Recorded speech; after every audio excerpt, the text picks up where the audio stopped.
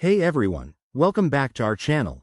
If you're a Unity Bank customer and you've just received your new ATM card for 2025, you're in the right place.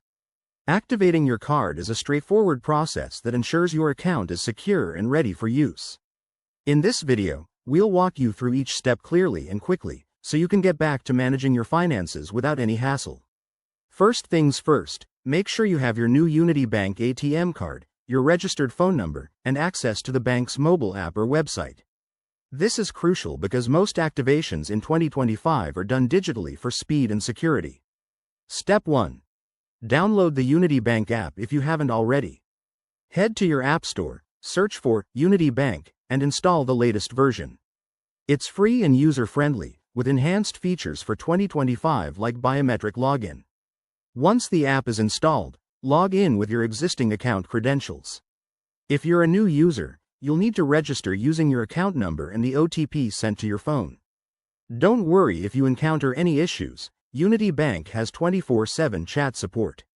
Now, navigate to the Card Services section in the app. Look for the Activate Card option.